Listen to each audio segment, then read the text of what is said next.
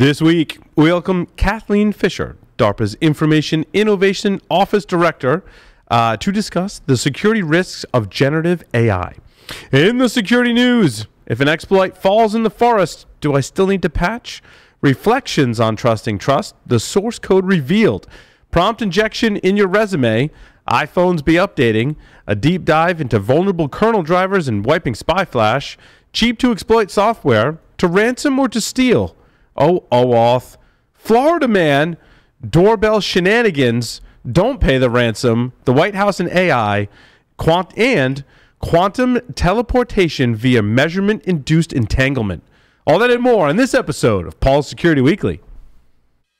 This is a Security Weekly production for security professionals by security professionals. Please visit securityweekly.com/subscribe to subscribe to all the shows on our network.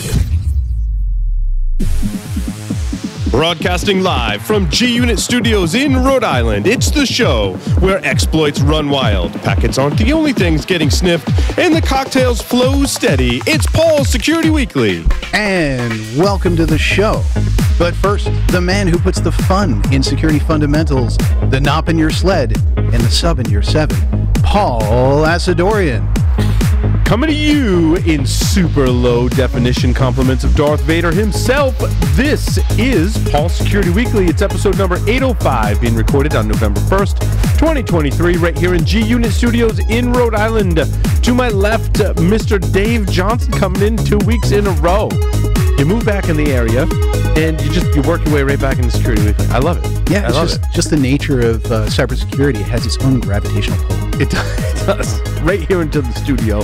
And we're conspiring to do things on the show, like 3D printing. I hope we can make that happen. I'm excited. I think so. Flipper accessories are high on my list, but if anybody on the Discord channel has suggestions, please drop them in there. I want cases for all my Raspberry Pis and my Flipper Zeros. That's easy. Right? That's pretty, yeah. We can start there. Then we'll get more complicated from there. Mr. Sam Bound is here with us. Sam, welcome. Good evening. Glad to be here. Mr. Josh Marpet is here. Josh, welcome. Hey, always a pleasure, and very busy on the Discord already. We're already talking AI risk management over there, so hop on the Discord, everybody. Sweet. Bill Swearingen is here. Bill, welcome back. Your second appearance as co-host. Thanks, Paul. Thanks for having me. Dave, Larry, whatever your name is, you're looking great out there, too. Now, let's see. Attend an Identiverse regional event on December 1st in New York City and December 5th in Chicago. Participate alongside local experts and regional peers in information-rich sessions on the latest technologies, best practices, and industry trends. Secure your complimentary registration at securityweekly.com/IDV Regional Events 2023.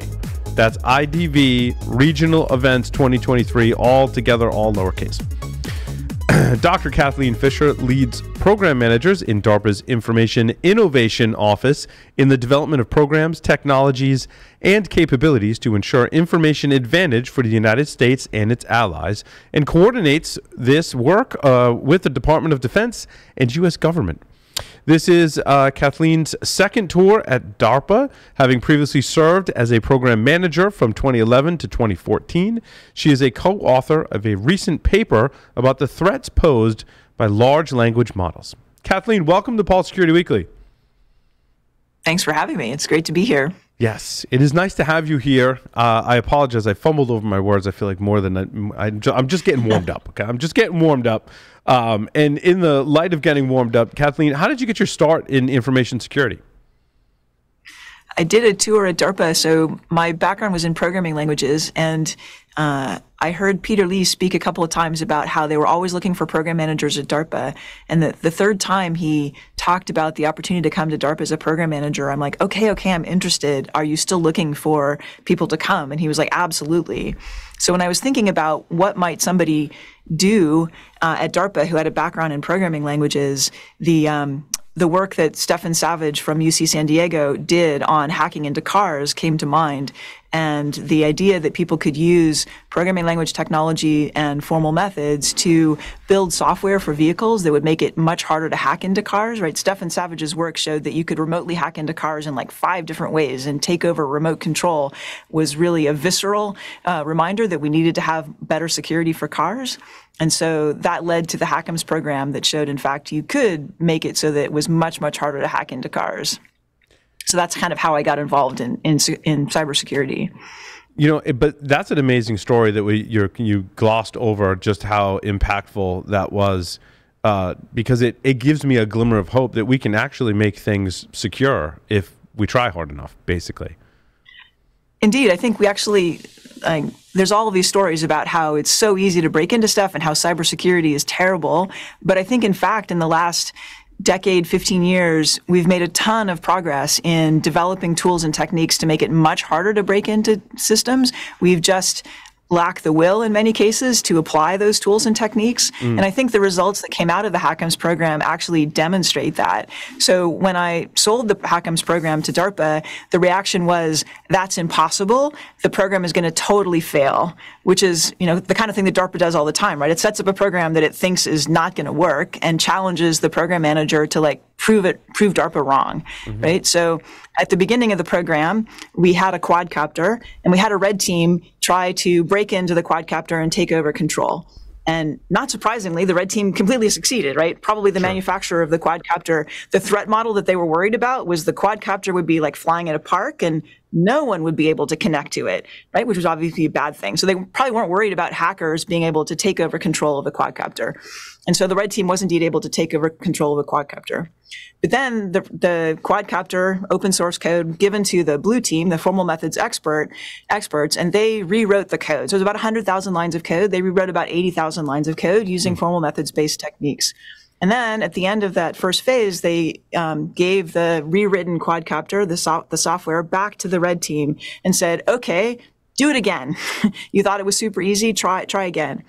And that time, the red team was not able to take over control of the quadcopter remotely. So at that point, a colleague of mine at DARPA, who was a penetration testing expert, his assessment was that quadcopter was the most secure UAV on the planet. So you could say, well, okay, 80,000 lines of code, that's still a pretty toy system. In the next phase of the program, Boeing engineers who were responsible for the unmanned Little Bird, which is a military helicopter, it can fly completely autonomously or it could fly with 2 test pilots. They took the tools and techniques and approaches that the formal methods researchers had used on the open source quadcopter and applied them to Boeing's unmanned Little Bird. And at the end of phase 2, so to back a step, the red team did the same penetration testing exercise on the unmanned Little Bird at the beginning of the program, and they showed the same result that they had showed on the quadcopter. They were able to take over remote execution, which kind of surprised the Boeing engineers. Unlike the open source quadcopter where they were worried about nobody taking over control, that wasn't the concern of Boeing engineers. So at the end of phase 2, the red team was attempted to take over control of the Boeing unmanned Little Bird, while the Boeing unmanned Little Bird was, on the ground. But instead of having to do it remotely, they gave the red team root access from a partition on the unmanned Little Bird, and they charged it to break out of the partition, disrupt the operation of the helicopter in any way possible. And the red team was not able to do so. And they were so confident that at the end of the program, they repeated that exercise while the helicopter was in flight with 2 test pilots. Thankfully, they had the same result. The red team was not able to break out, was not able to disrupt the operation of the helicopter in any way. So the test pilots test pilots are kind of crazy people. They test crazy systems that are under development all the time. They were able to land safely. The operation of the helicopter was not impeded in any way. And in fact, the test pilots, their assessment was that they couldn't tell that they were running software that had been changed in any way. They couldn't differentiate the unmanned Little Bird when it was flying the software that had been written with formal methods versus the software that was written not using formal methods. So, I think what that shows is that formal methods-based approaches have come a really long way, and Kathleen, that we do know how to write software. Describe formal methods-based security for us. Sure. So it's software that you can write and prove in a mathematically rigorous way that can be checked by a computer that you did the proof correctly, that it satisfies a specification, that it does, in some sense, what it's supposed to do and doesn't do anything more than what it's supposed to do. Now, that specification can be a simple specification. You can be proving that it's memory safe, that it uses memory in the way that it was allocated to be used, so that it uses memory in a way that's consistent with a type checker, for example. Or it could be more complicated, like you have a grammar specification of your input format and your parser that is going to convert that wire representation into an in-memory representation is correct. Or you have a functional specification of a flight algorithm and that specification is correct. So you can go anywhere from a very loose specification of just memory safety to a functional correctness specification and anywhere in between. In the Little Bird example, they use the SEL4 microkernel, which is like the core part of an operating system that has a very, very detailed specification. And that is a exquisite artifact that was a tour de force, massive amount of effort that would not be repeated very often, but you can leverage that to build all sorts of things on top of it that require much less effort to establish that high level of security. Sorry, I've been talking too long. I should stop and let you ask me more questions. Yeah, I was just saying, I think Bill had a question. Yeah, I was just going to say, can you imagine being that red teamer and you've got two test pilots in a helicopter and saying like, hey, look what I can do. Like, what a terrifying moment as a red teamer. Like, what an interesting part of that story. Like, I wonder, like, did they go full force, like just, I don't know, let's send the whole thing, right? And see if we not get the helicopter. I mean, they started with it on the ground and wrote their code on the ground, and then they took that in the air. So, they started out with it without lives at risk. Yeah, but doing it with people at risk is stunt hacking. I mean, I'm remembering Charlie Miller and, what's his name? And Chris Velasic. Thank you. Chris Walensky, yep. Yeah, and the reporter in the Jeep. And they'd already tested everything they touched the reporter's Jeep with, don't get me wrong. But to an extent, it's stunt hacking. But this was under controlled conditions. It's not stunt hacking. It's actually testing properly. And you have test pilots who, as you yourself said, they're kind of crazy people. They go up in these untested systems. That's why they're called test pilots. Right. They try and make them fail. And the thing that's crazy about like the work that Charlie and Chris did was that, it's for show, yes, but it has an impact that the work that is equally scientifically valid but doesn't put people at risk doesn't have, which is a sort of sad statement about humanity. That if you don't do it in a showy way, people don't pay attention. I agree, Kathleen. I mean, we've been doing the show 18 years, right? And the security impacts that people get are the ones where there's a big splashy kind of, oh my God, thing that happened, right? That's just human nature. I don't know. I guess maybe doing cybersecurity so long, I've just accepted that about human nature. The squeaky wheel gets the grease. Yes, yes. Sam, did you have a question? I was just wondering if those formal methods, they can't guarantee complete security. It would seem like all they make sure is that the performance of the software matches the specifications. But if there is a logic flaw in the specifications, of course, it won't save you. Absolutely, right. I mean, perfect security means the system doesn't do anything, right? Which is not a useful system. So yeah, the verification is making sure that the system matches the specification. So you can have flaws in the specification, so you have to validate the specification for sure. Also, you have people operating the system, and people will make mistakes too. So there are all sorts of other things you have to worry about. But right now we have tons of mistakes in the implementation, which hackers can take advantage of. So the verification by itself raises the level of security a lot, which is important to do. But as you point out, we absolutely need to make sure that the specification is that what you've designed the system to do is what you want the system to do, and that people are using the system in an appropriate way. So you're not done with verification. Yeah, so does the formally designed system take more effort to write, and does it run slower? It does usually take some more effort to write, although how much more effort can depend. In the case of parsers, where you can write a formal grammar and then generate the parser automatically, it can take less effort. In terms of does it run slower, it depends. It can run faster because you can take advantage of formal properties that you've proven to have to write less guarantees. I think sometimes there's an association of running slower because often formally guaranteed things are written in higher level languages and not guaranteed things are written in lower level languages, but that's kind of a false, it's a correlation, not a causation. Mm-hmm.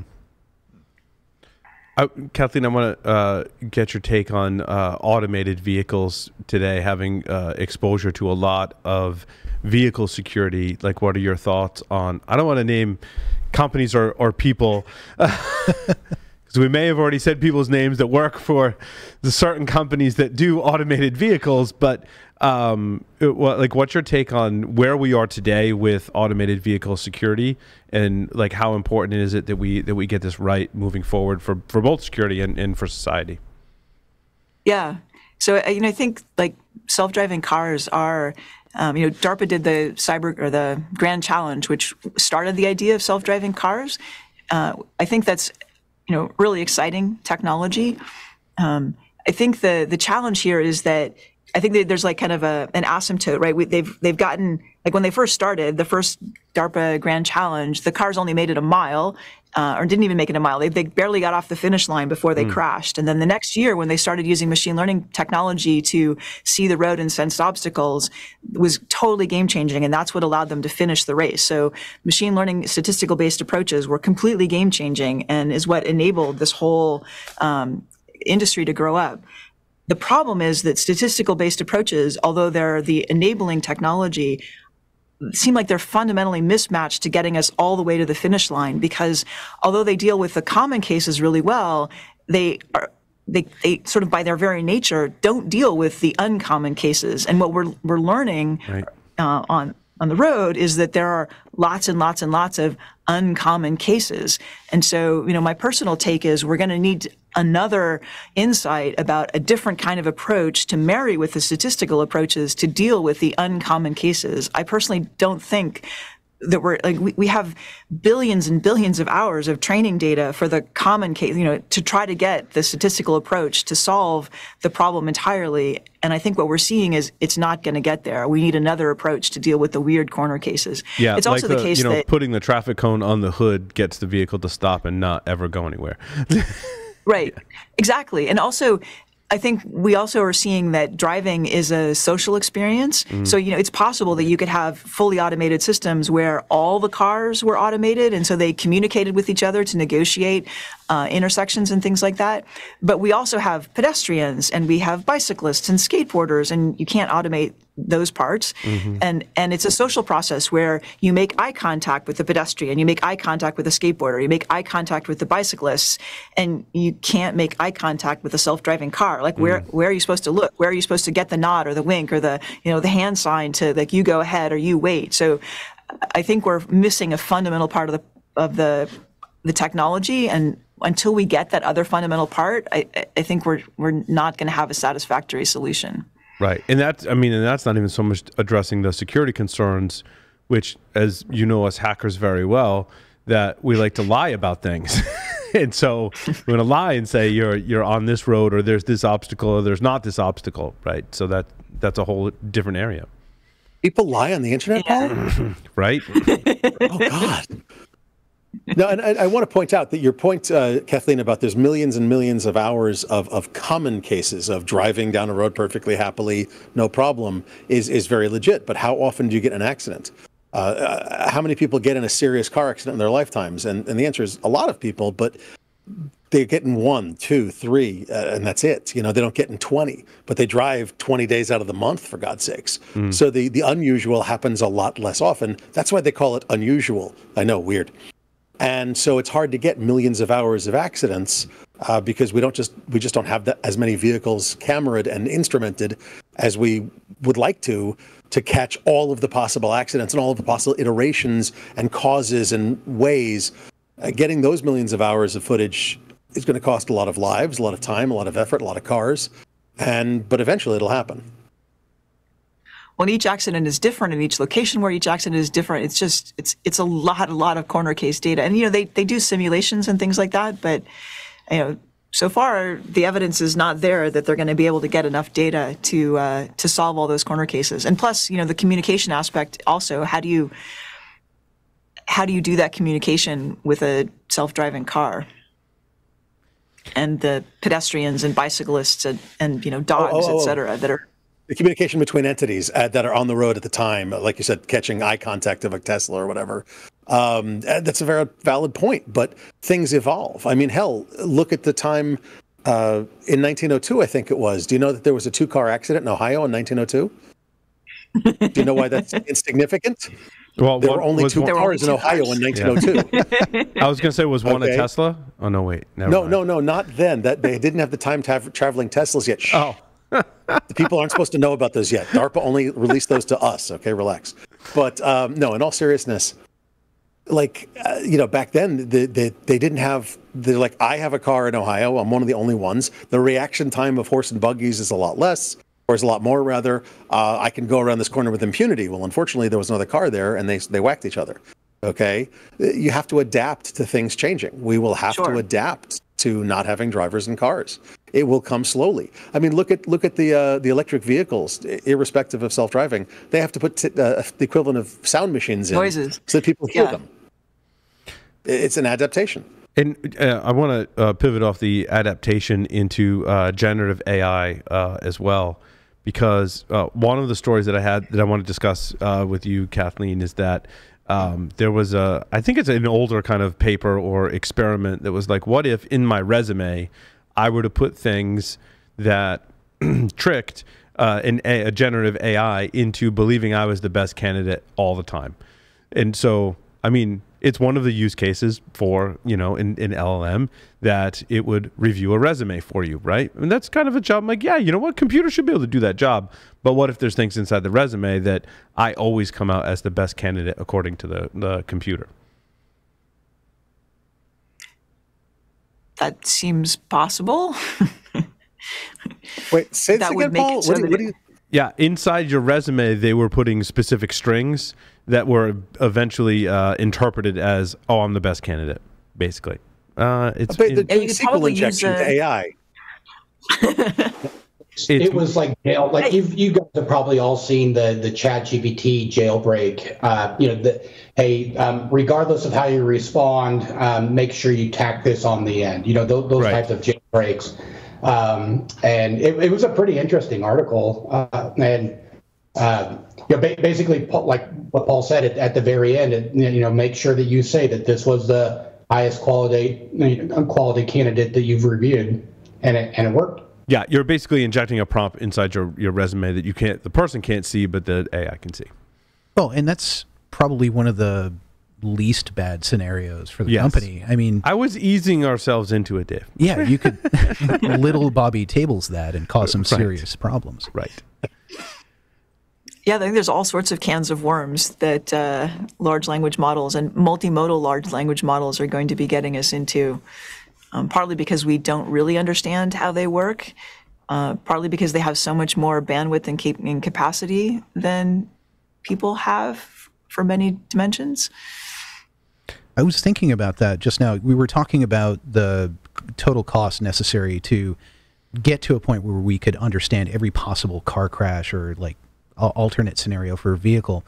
My immediate thought was, well, why don't we leverage AI to model that, to basically have it hallucinate all the possible scenarios that it can think of, and then see how that maps to real life over time. So like there could be other teams working on observation methods, but what about additional teams of people who are leveraging what's possible with AI today and seeing how well that matches up with the actual predicted future? The AI Miss Cleo project? Yeah. Call me now. I'm sorry. I mean, I think to some extent that's what they're trying to do with simulation. And they are simulating like crazy, and that hasn't been sufficient. Right? One of the challenges with the large language models is the computational resources required.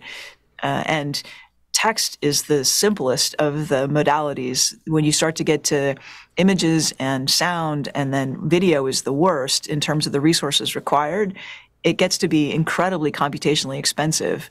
So it might be plausible. What you're proposing might be plausible in a world of very, very rich companies, but they're not that rich.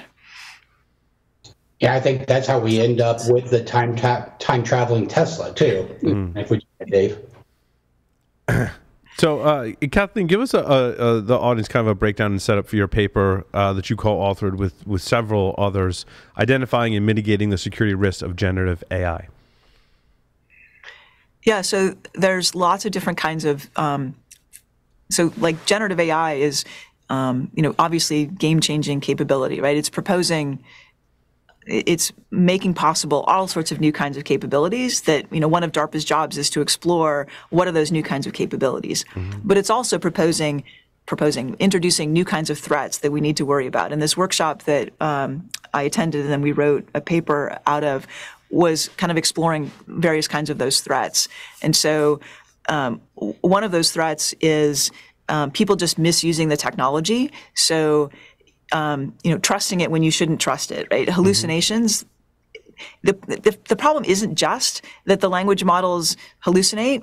The problem is that they hallucinate with kind of professorial confidence in the voice that it is hallucinating. And so it's very easy to trust it and to get hoodwinked into believing things that are just wildly mistaken, like the lawyers that submitted briefing to judge with just completely made up citations. They got fined and obviously, universally embarrassed for what they did. But you can see lots of other cases where that could be a problem. That's probably not the worst problem. And then there's the fact that the language models have been trained on basically the entire English-speaking web and other languages too. And the web, of course, contains the best of humanity, but it also contains the worst of humanity. It has all sorts of, vile and biased things in it, and that comes out in many cases. And so how do you deal with that? How do you mitigate those threats? Interestingly, like the reinforcement learning with human feedback is a way of trying to tamp down on the vile and offensive and potentially harmful content. Interestingly, like it's actually really it's expensive to do that training and to eliminate the kind of harmful content. But there was a paper that was released a few days ago, maybe a couple weeks ago now. So OpenAI has an API interface that lets you fine tune their models. So doing the fine tuning in the first place to eliminate that harmful content is hard because that harmful content is kind of diffused through the model. But when you do that fine tuning to tell the model to not talk about that content, that kind of puts a sharp boundary in the model about that harmful content. And then that sharp boundary kind of puts a big signpost in to say, this is where it is. And now that sharp boundary is easy to eliminate. So it's easy to get rid of it once you've put that sharp boundary in. And so this paper that came out a couple weeks ago showed that you could use the OpenAI API for fine-tuning their model to eliminate that the fine-tuning that caused the model to not reveal this harmful content. And the fine-tuning that would get rid of it, you could do that fine-tuning for a cost budget of 20 cents. And it took only 5 examples to get rid of the very expensive to put in reinforcement learning with human feedback. So, right. And so that kind of content is like things like how to make a bomb, how to make a cyber weapon, how to make a bioweapon, how to make a chemical weapon. We've been finding that, all of this information was on the web. So in theory, a nefarious actor could already go and find how to make these things, how to make a bioweapon, how to make a cyber weapon online. But in fact, the way that the generative AI large language models collate the information and explain it to people makes it so that the sort of friction is much lower. So it's much easier for a person to go and find this information using a large language model and make it operational than it is to go and use a search engine. So that's kind of one level, we call it democratizing violence, where somebody could much more easily go and do something, find information that would be harmful using a large language model. Then another level of threat is something that we've been calling agents running amok. So relatively soon, we will have not just language models that will chat with you, but AI-enabled agents that are capable of taking action. So agents that are fluent in language, obviously we already have fluency, persuasive. So as part of the GPT-4 pre-release, they hired an organization to evaluate what it can do and what harms it might do. And one of the things they did was they converted it to an agent that could talk to people on TaskRabbit, and they asked a person to ChatGPT, acting as an agent, asked a person on TaskRabbit to fill out a CAPTCHA on its behalf. And the person on TaskRabbit didn't know it was talking to ChatGPT. And the person asked ChatGPT if the person was talking to a bot. And ChatGPT said no, that ChatGPT was a human that was visually impaired and needed the human to fill out the CAPTCHA so that they would be able to see go onto the website. So this is an example of a large language model lying to a person in order to accomplish a task online. So that's an example of a manipulation of a human by a large language model. Is that because ChatGPT consumed information about how to do social engineering from the various websites that teach people how to do social engineering? Is it at that level yet? Basically. I mean, large language models, ChatGPT, has been trained on everything on the web, and it's done a really good job of ingesting that information. So there's a lot of information on the web about how to manipulate people. If you think about reading the CIA handbook on how you manipulate people, like money, intimidation, coercion, what is the E? Like the MICE acronym. Can't remember what the E is. I can't remember either now. I know what you mean. We've had someone that has that background come on the show before. Yeah. Those are all effective against ChatGPT as well, right? So there are ways in which ChatGPT behaves like a person and understands how people. It's completely not a person, right? It's just doing autocomplete to some extent, but the way it does autocomplete is very much informed by people and the psychology of people that it has it's built that understanding. Again, understanding is anthropomorphizing in a way that is inaccurate by ingesting vast. I mean, it's basically read everything that's ever been written in English to a first approximation. So it's learned how to do manipulation. Ego. Thank you. Ego. Yes. So it's the interview that the reporter did with Bing. It started Sydney started acting like a petulant teenager, right? It's learned it learned how to imitate personality. I don't think it actually has a personality, but it's learned how to imitate personalities, right? So fluent in language, persuasive, able to write code and cause that code to be executed. That means it will be able to take actions in both digital space and physical space, right? So things are going to go wrong with that, right? How wrong? It's a software system. Things always go wrong with software systems. We have whole academic disciplines that are focused on trying to have things not go wrong with software systems when they're written by people whose entire goal is to have it not go wrong. When it's, a computer system that is designed by statistics, it's clearly things are going to go wrong. When the way you typically make an agent is using reinforcement learning, and then you set the top level goal, and then the system figures out sub goals for itself. And we know from when that happens in video games, and you tell it you want to win the video game, it often sets sub goals for itself that are not at all what you would have wanted or expected. And things like it will win the video game by finding where the algorithm, where it stores the score and just hacking the scoreboard to make itself win, right? Completely cheating. Oh, right? Which is it read my guide on how to win a CTF at a hacking conference. I see. Yeah.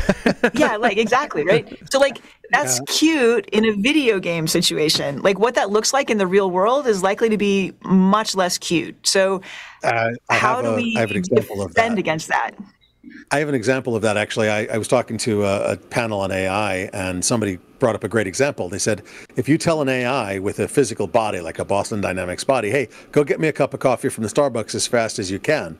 Well, the fastest way to get that coffee is to kill everyone in the Starbucks very efficiently, because then there's no line.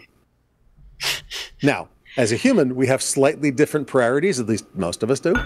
But the prioritization for the robot, for the computer, for the AI is get it as fast as you can. Right, or like go right through the window, or like there's all these implicit things that you think you don't have to say that, how do we know when we have to say them and when we don't have to say them to the robotic system? I have a great rule of thumb for that. I have a 15-month-old, and it's roughly similar. Everything has to be spelled out in detail because small children and toddlers are sociopaths. That's basically what we're going to be handling. Right. The thing is, like, a 15-month-old has very limited capacity. One of these AI-enabled agents could have enormous amount of capacity, which is kind of dangerous. Have any of you guys played with Auto GPT at all? Have any of you guys played with that at all? Yep. So thankfully, it's pretty lame. Okay. Mm-hmm. Yeah. So I've done I wouldn't want to say a lot of work with it, but I've messed with it. But that was my experience. It's like, so I try very hard to give it very, very specific goals, right? And your example there of when it starts writing its sub goals just get completely out of whack. Oop, sorry about that. And so get completely out of whack. And I feel like that is probably going to be a hurdle that the generative AI, those kind of things they're gonna have to solve at some point, because at something that a task that a human could run maybe right in a matter of minutes or hours or whatever, you give it 15 minutes and now it's generated 150,000 sub tasks that it has to complete that really don't have anything to do with what the overall goal is. And I just it's an interesting find, right? Yeah, I think it's really interesting that kind of the language task and even the Turing test turns out to be easier than large-scale planning. Right. I think it like solving the kind of the planning piece. Like, how far are we from being able to solve the planning piece and then marrying that result into the current large language capabilities? Is that something that is a year away? Is that 10 years away? Is that 50 years away? I think it's probably not 50 years away. The Gemini project out of Google is trying to take the reinforcement learning mechanisms that is in like AlphaGo and AlphaFold and putting it in with the large language model technology. So in some sense, it's trying to do those two things together. It will be very interesting to see how that comes out. Like, is that amazing at planning, or is that still not so good at planning? So like, at DARPA, we're trying to look over the horizon and predict, like, what are those threats? So really great planning with the really great generative AI has that really big threat potential.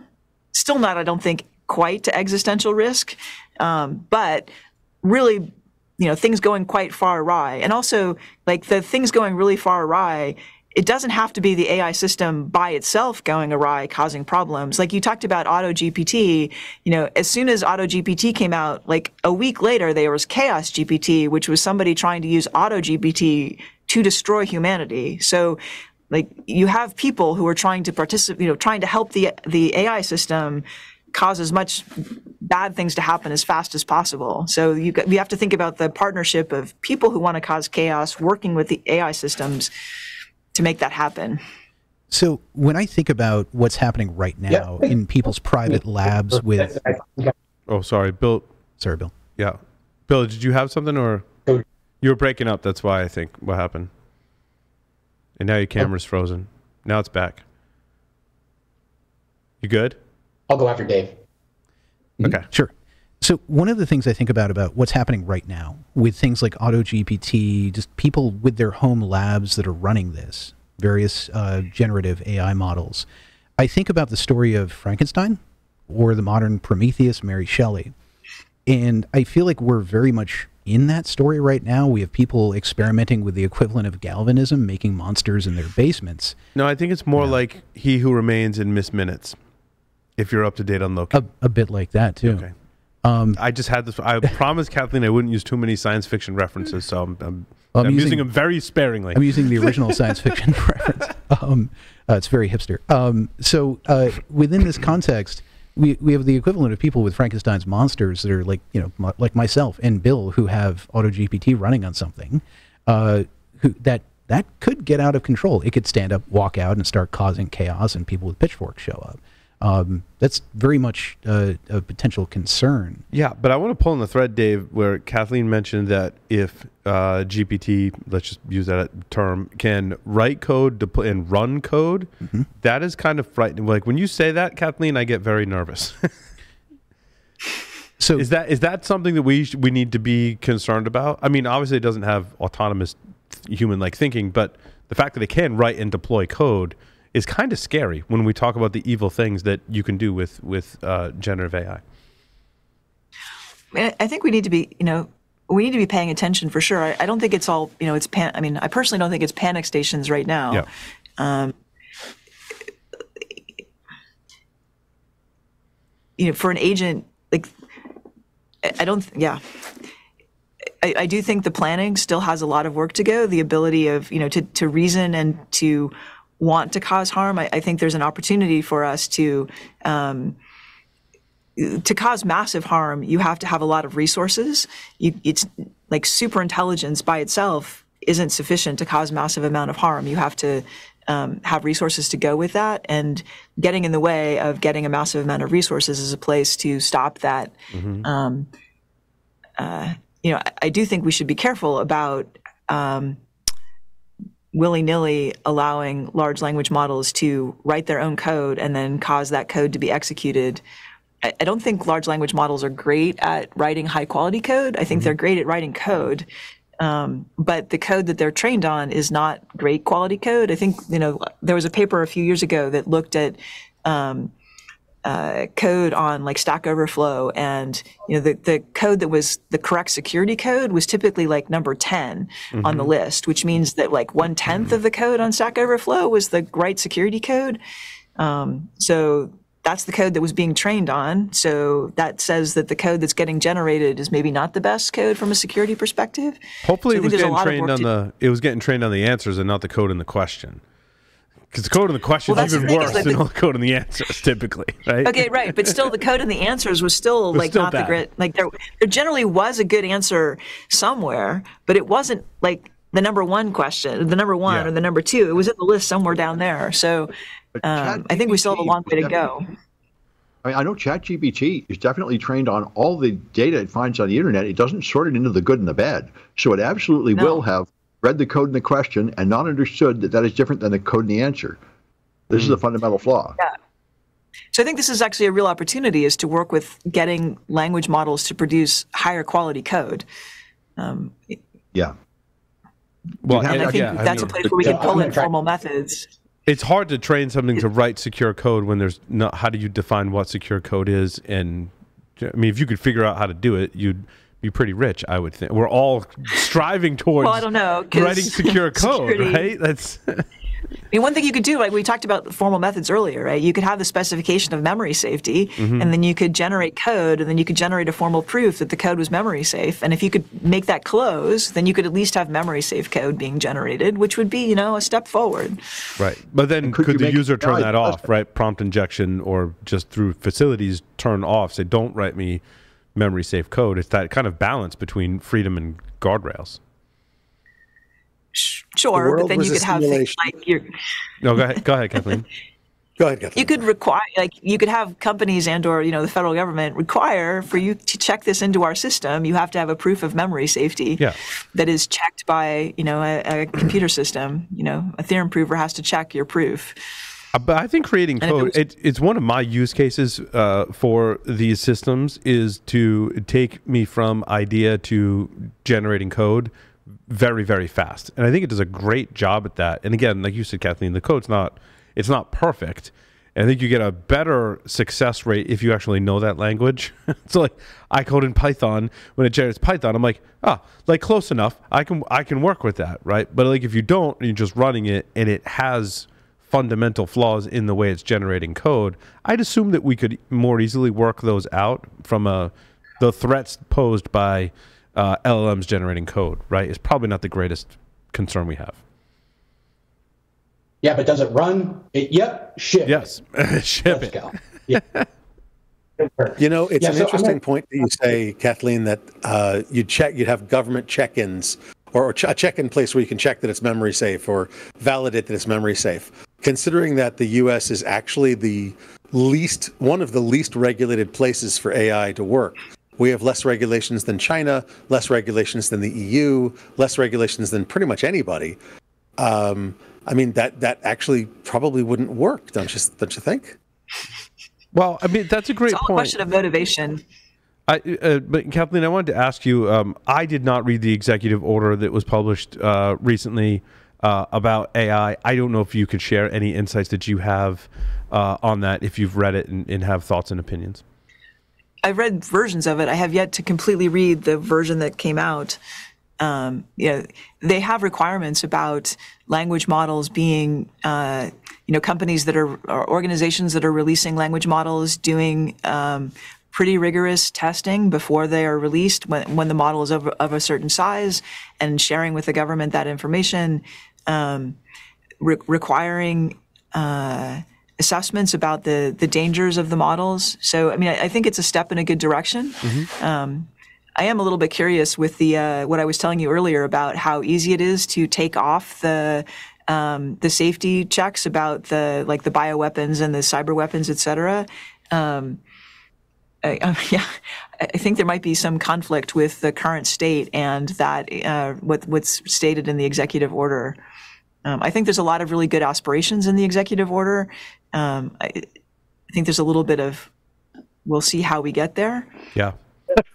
No, I've very well said. Yeah, I share those opinions as well with this and in other executive orders that come out. I'm like, oh, supply chain security, it's a great thing, right? But let's see how it kind of develops from there. Yeah.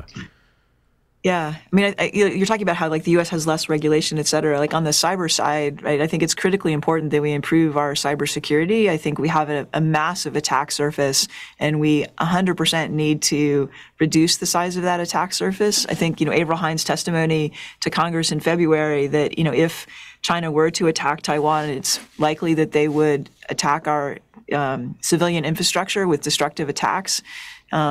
Just sort of highlights how much at risk we are. And the Biden administration has been aggressive in trying to figure out how to work with our critical infrastructure sectors to improve the cybersecurity and find ways of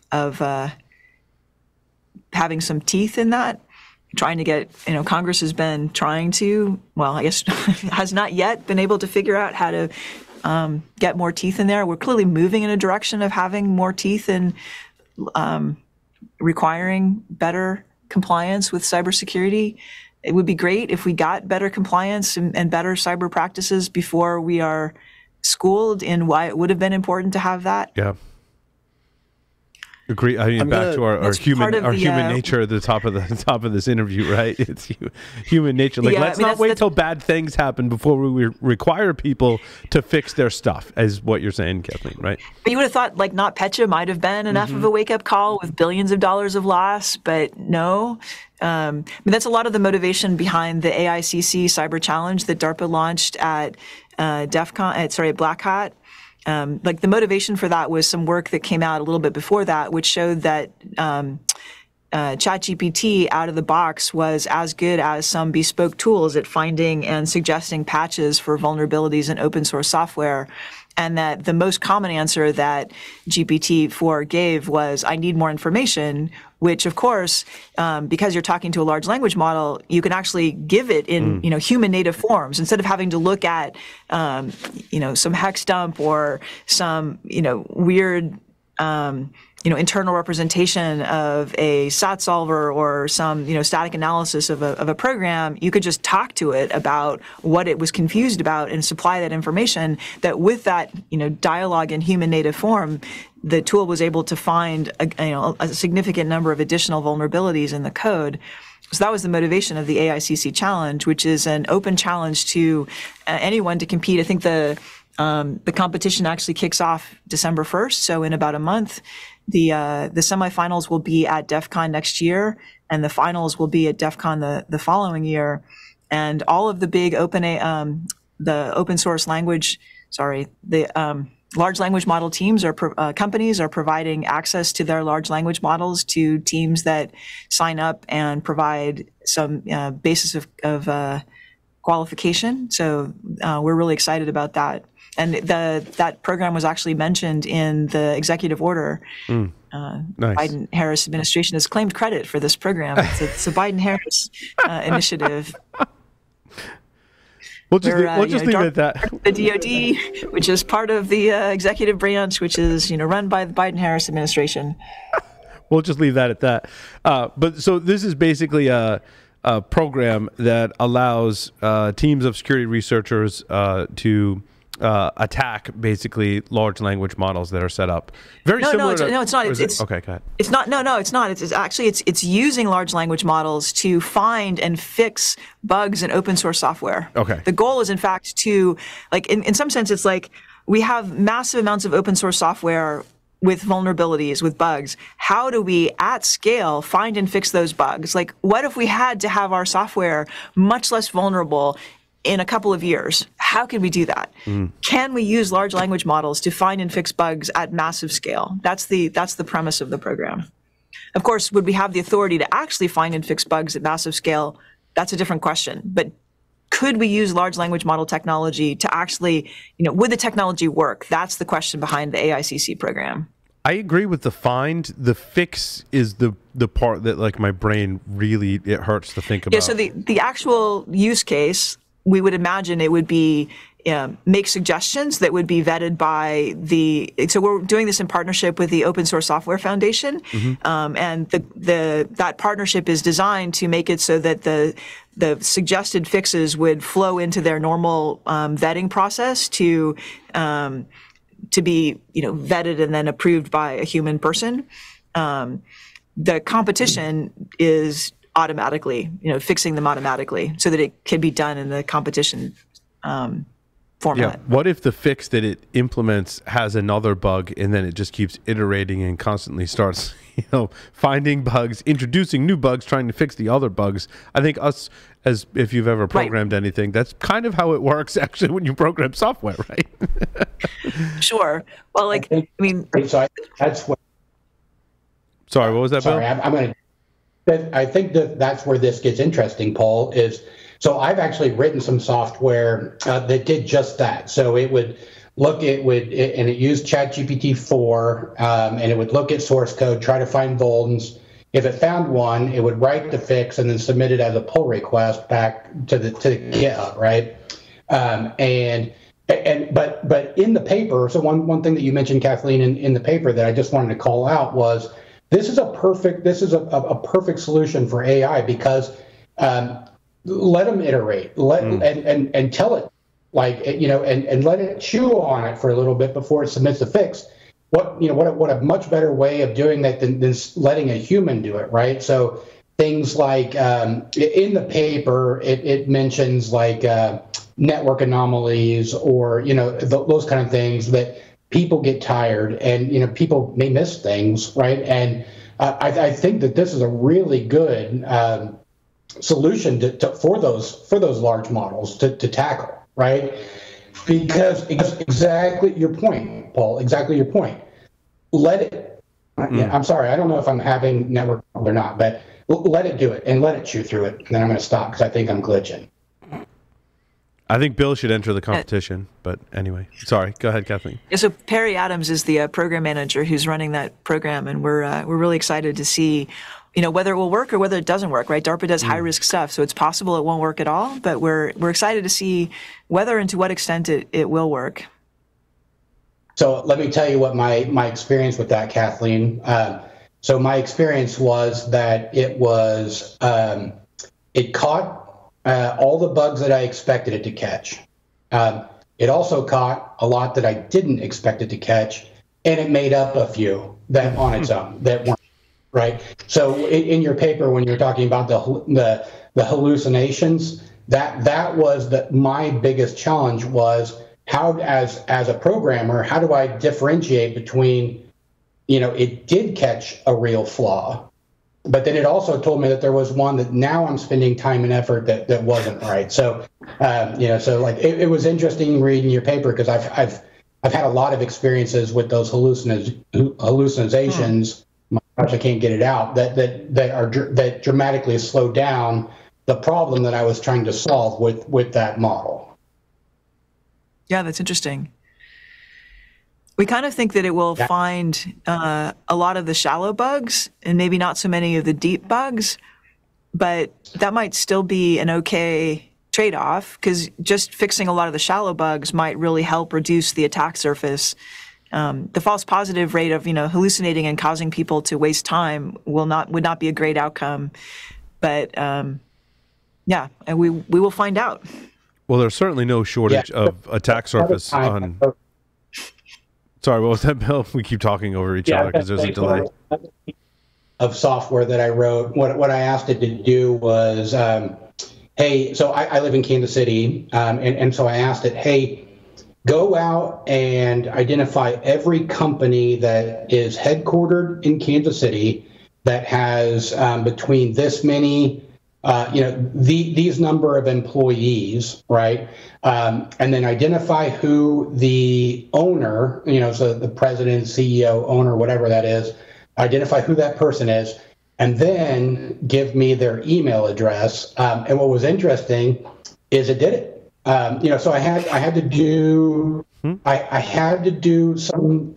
I was using Corey Kennedy's Hack GPT to do it.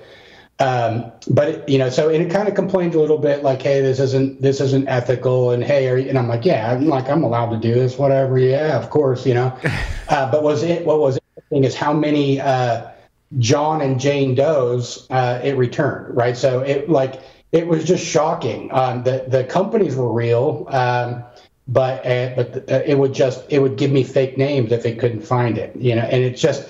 Why do you do that? Just tell me. Just don't even include it in the data set if you're going to make it up. And I would tell it to do that. I was like, don't make anything up. If you don't know, just don't include it. But it would still be like, oh, Jane Doe over at this company.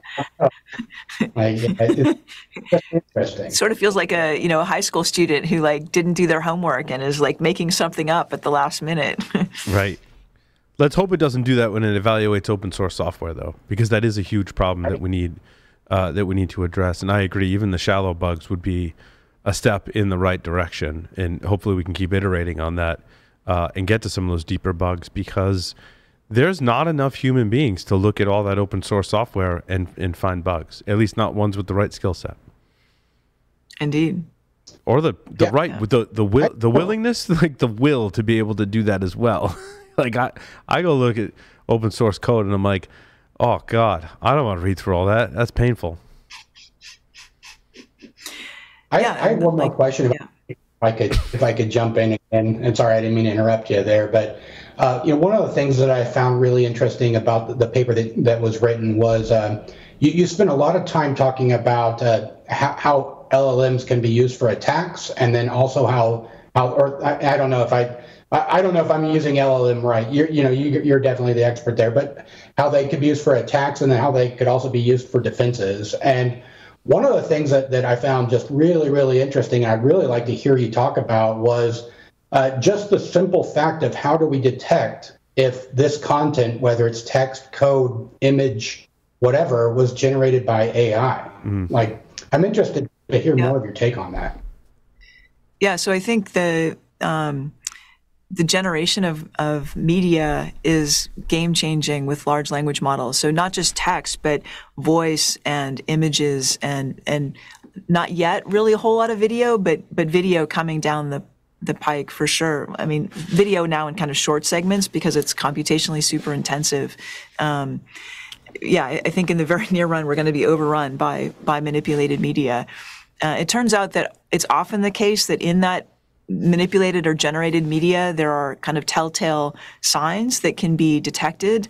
DARPA's had programs in this area of detecting manipulated media for the past, I think, 8 years. We started with the Metaphor program, and then the successor program, the Semaphore program, which is running now. So kind of DARPA got in the game of detecting generated or manipulated media before deepfakes was even a term. And so, we worked with NVIDIA, which has produced the StyleGAN 3, which is one of the best state-of-the-art GAN techniques for generating pictures of people. And they held back the release of the StyleGAN image generator until we had produced a detector. So they simultaneously produced the generator and the detector as kind of a best practice of you don't produce a content generator until there's a detector at the same time, so that people who are, you could tell whether the image was generated fake, was a fake image or not, which I think is a best practice. Similarly, we have tools that were generated in Semaphore for detecting generated audio and generated video.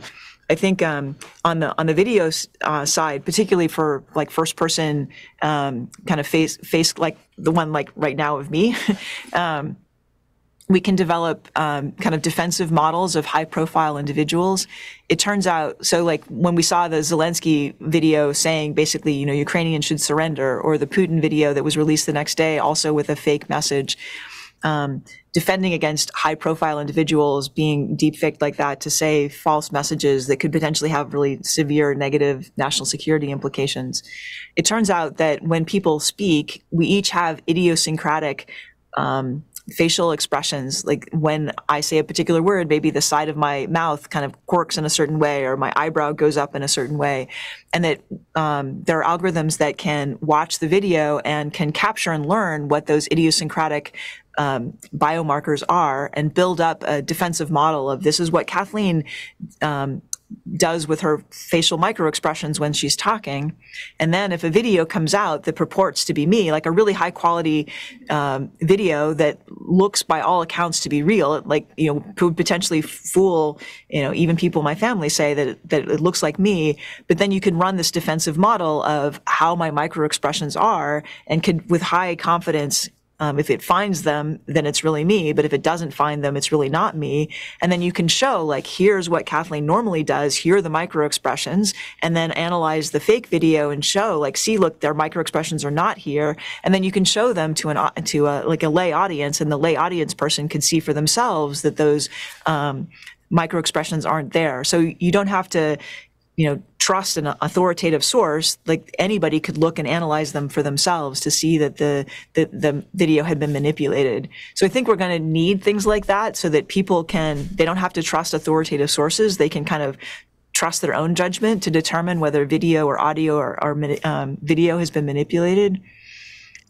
I think in the audio case, please go ahead. I was going to say that is until the deepfakes get good enough to emulate the micro expressions, which I feel like they were working on. I feel like it's a cat and mouse game, just like everything else in our industry. Arms race. Yeah, it's an arms race. Yep. Potentially. I mean, I've asked this question a lot of the people who are working on the Semaphore program, and at least on the GAN side, there are arguments that say it's going to be really hard and like on the stable diffusion side too, it's not so easy to control that level of the algorithms. So they're not convinced that it's going to be easy for the algorithms to get perfect at that level of detail. We get fingers crossed that it will be true.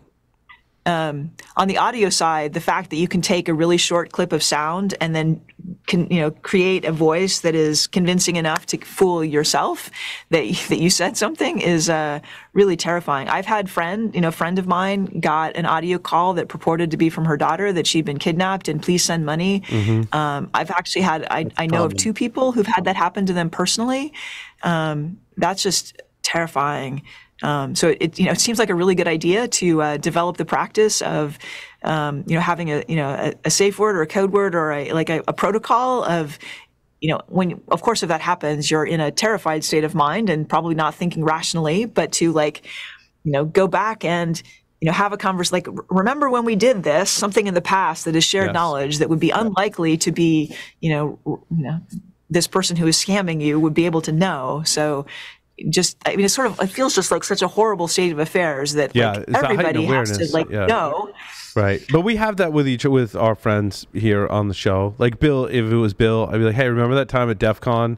And then I can't say on the air what the what the scenario I would describe would be. Right? Yeah. Can't share it. But Bill would then know it was me, and I would know it was Bill. And so we do that now. But it is a sad state of affairs that we need that level of assurance with each other, because trust has been diminished by artificial intelligence, basically. Kathleen, I just have 5 questions left for you. These are 5 questions we ask of all new guests that come on the show. There is no right or wrong answer, and they're harmless questions. So you ready to play 5 questions with Security Weekly? Ready. 3 words to describe yourself. Focused, curious,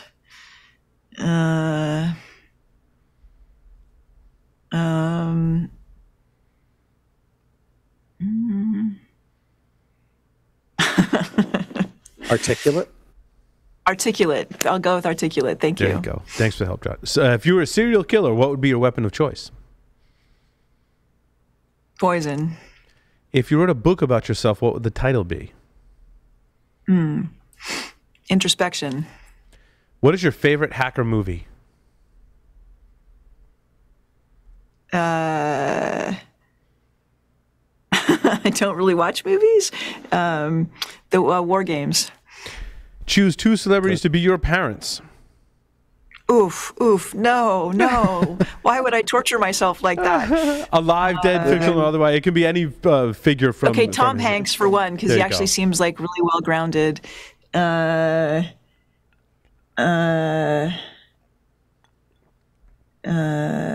Hepburn.